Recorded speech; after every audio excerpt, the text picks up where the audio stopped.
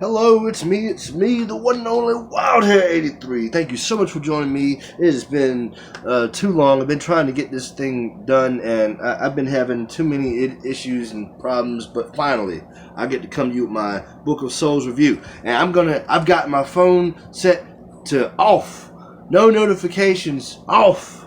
Nobody can call this number, it's off.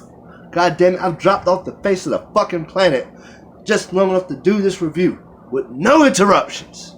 And without further ado, let's get into it.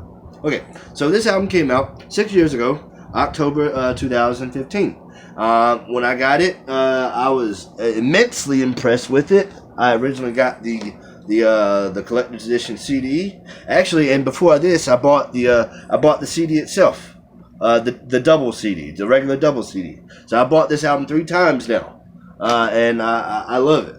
I love it. The first one got scratched up, in case you're wondering. One of the discs got scratched up. And had a little... once again, one of the things I like about records is that it's tangible. You can put your hands on this thing. All right? You're not going to sit there and drop this. And even if you do drop it, seriously, it's not a big deal. You're not going to really drop this. If you... let me show you something. Let me show you how I take my records out. So, when I take my record out, alright, so I got my record right here. I finally learned how to hold records. I used to use a glove. See, what you gotta do is you gotta stick your hand in like this. But you're gonna put your fingers on like that right there. Wow, that's pretty amazing. I had no idea. But so dude, you're not gonna drop this. Unless you Butterfingers. Hey, I'm Butterfingers too sometimes. Sometimes your hands sweat. Or you get real anxious sometimes, and your hands get clammy. You know what I'm saying? And it is kind of hard to hold on to shit. But with a big fucking, it's hard to drop something like that. And like I said, you're just gonna you're more inclined to be one to take care of this, put it back in its package. With a CD, look, you'll take a fucking CD out. Let me show you what you do. You'll take a fucking CD out of this fucking package like this. Like this one right here. You'll take a CD out right here, like this Killer Instinct Killer Cut CD, and you'll just sit it right there on the fucking thing, right after you take it out of the CD player, Let me put that back in there. But anyway, so that's one of the things I really like about records. It's a substantial thing, you hold on to it, But what I like about this record is this particular one is the first Iron Maiden album. They decided to go with a black background. This album right here is blacker than black. It absorbs the light. Look at how I got it in the light right now, and it absorbs all that light. Look at that. That's pretty amazing. And when you look at Senjutsu has the same black motor, but look, it's a whole lot brighter. In fact, it's all, look at that. Yeah, that's pretty. That's pretty. But this album right here is black, baby. It's dark, man. It's dark. And so this also is when Eddie goes back to being just an Ed. That's all he is. He's an Ed in a black background. He's looking right at you here. Look at him. And one more thing, I just want to show you the token. The token has pictures of the different songs. There's the R101. Up here is the Red Baron for the Death of Glory song. And then, there's a couple of other ones. I really like that. You got the Shaman up here. Or the bookkeeper, the guy that's holding the Book of Souls, You got the monument to the band and to Eddie.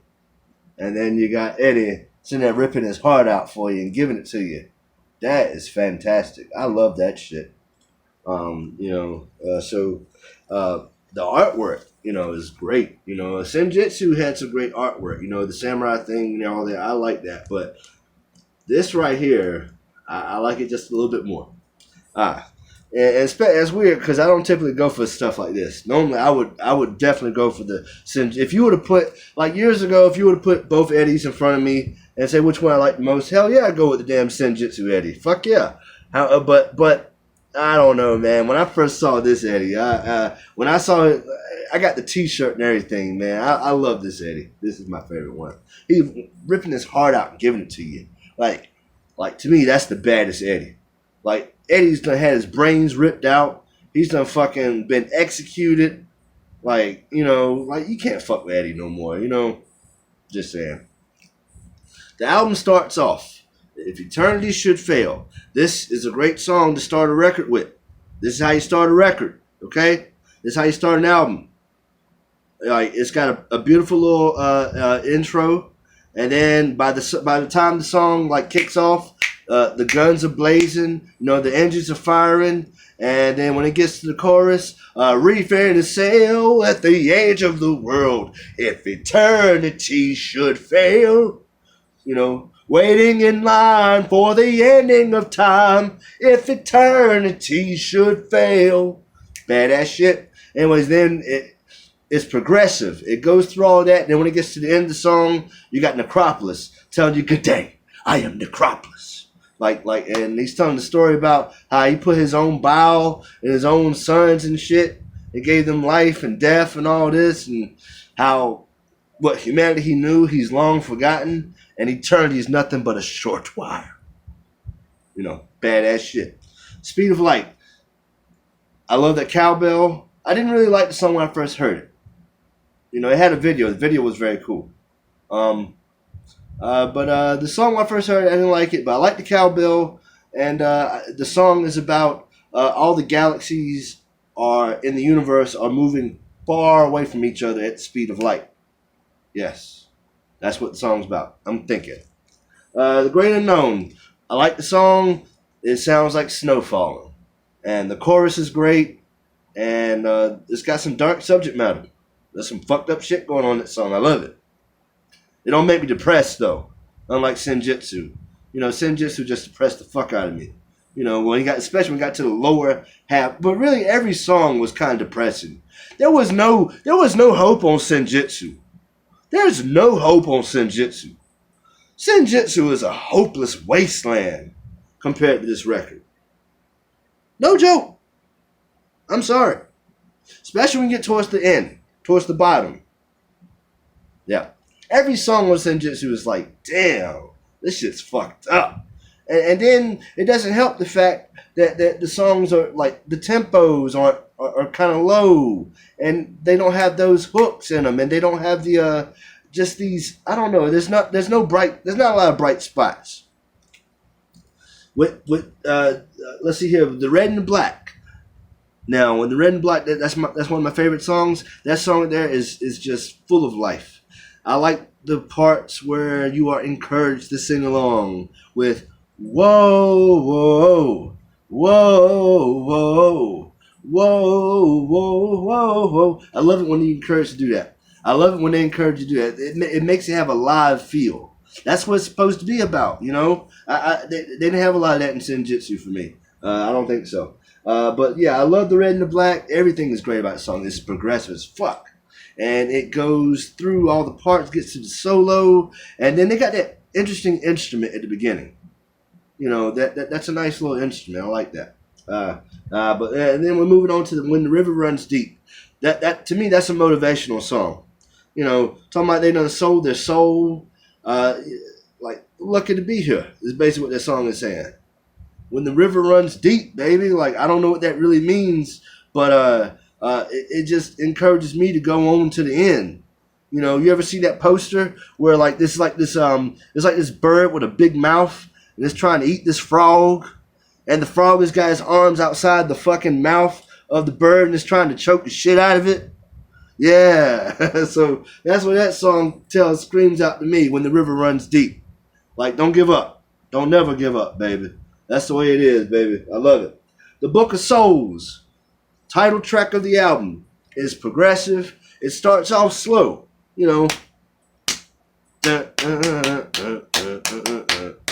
but like when it gets to a certain part, like the solo kicks in. It's great.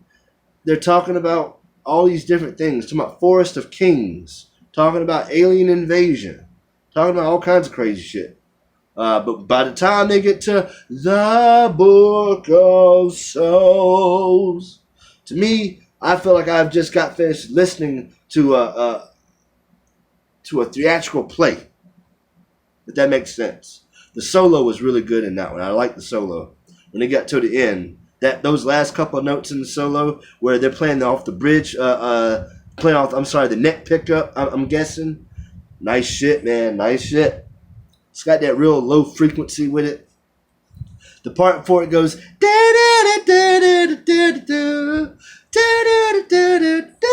I love that. That's good shit. But they don't give you time to rest after that song. No, they don't. No, they don't give you no time to rest because right after that, they come out guns blazing on Death for Glory. And Death for Glory is nice. It's like the fucking Red Baron triplane is coming straight out the sun, shooting you straight in the fucking face or in the ears or your auditory sensors.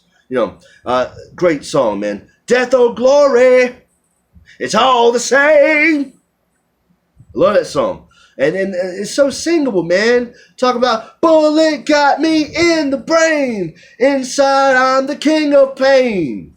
Man, I love that song, man. It's so bombastic. That song has got more energy than any song on Senjutsu. No song on Senjutsu has that power, has that raw speed, that tempo. It doesn't, man. It doesn't. I'm sorry. And that's what I like about Iron Maiden. I like the slow songs, but I like it when they pick it up. When they pick up that tempo. Like on The Wicker Man, off Brave New World, and that's how you start a fucking album. Especially when we ain't heard from you in over 5 or 6 years, you know what I'm saying? That's how you fucking start. That's how you welcome us back. The fans. That's how you welcome us back. You don't welcome us back with this sloggy drum beat and it keeps going repetitive for like 8 minutes. Like, man, no, you don't welcome us back like that. You welcome us back like this even. Whatever. We're not going back there. Anyway, Shadows of the Valley. I really like Shadows of the Valley because, man, Shadows of the Valley, man. Into the valley of death bring me your souls and we'll make it our last. That's how you fucking, man, I love it when they fucking do that right there. And then the, whoa, whoa, whoa, whoa. Man, I love that shit. That's the shit I want to be buried to right there. Anyways, whatever. Let's keep it moving. Shadows of the Valley. Tears of the Clown. When I originally heard that song, I wasn't a big fan. Because, to me, that didn't sound like an Iron Maiden song. But it was about Robin Williams. And I like that I'm not the cow, but I like the solo. I'm sorry. I like the solo in that song. I think it's time for a little drink. Cheers, everybody.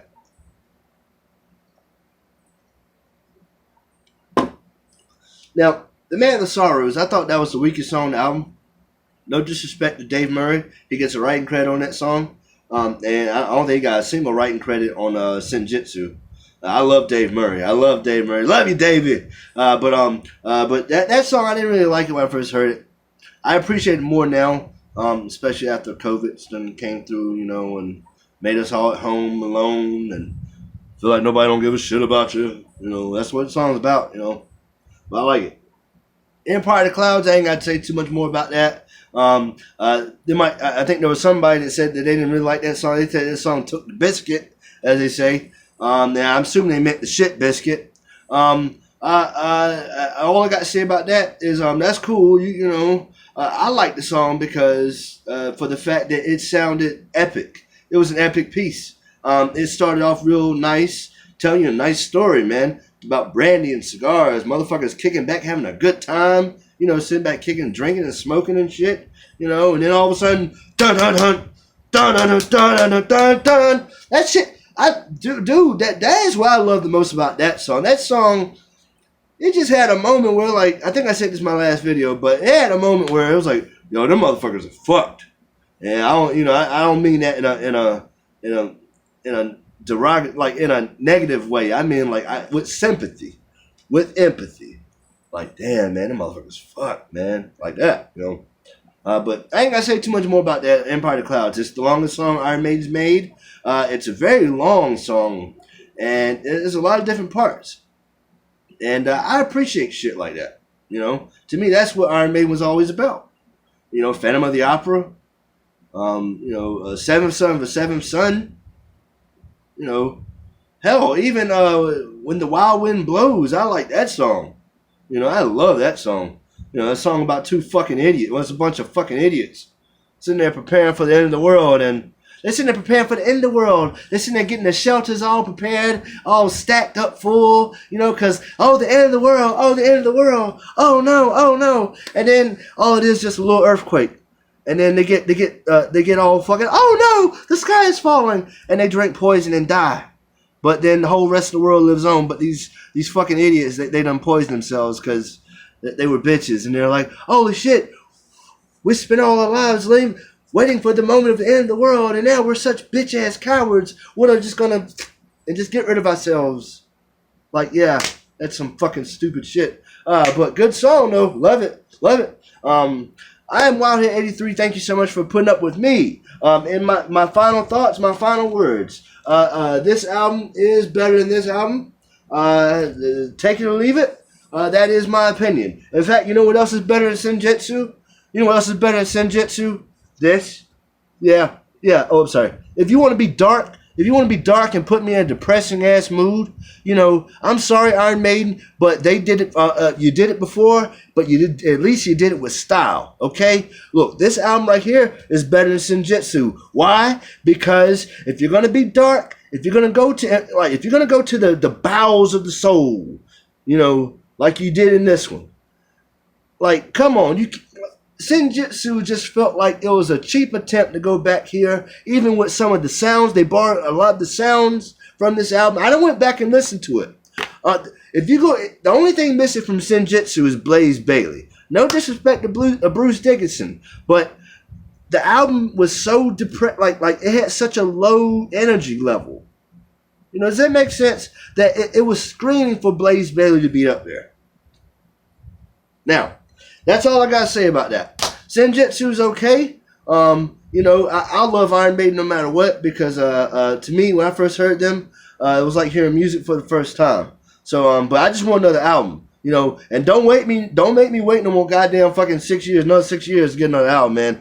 Come on, Iron Maiden, come on, dudes. You know, come on, man. You know, don't make us wait no damn 6, 7 years to get another album. You know, you take care of yourselves, and you better hit that studio. And you might want to have a stern talking with my man Caveman. I feel like, you know, I feel like Senjutsu, something with the mixing. You know, maybe you just have maybe just kind of like bring him in and kind of say, hey, look, let's try to make this more like Book of Souls, huh?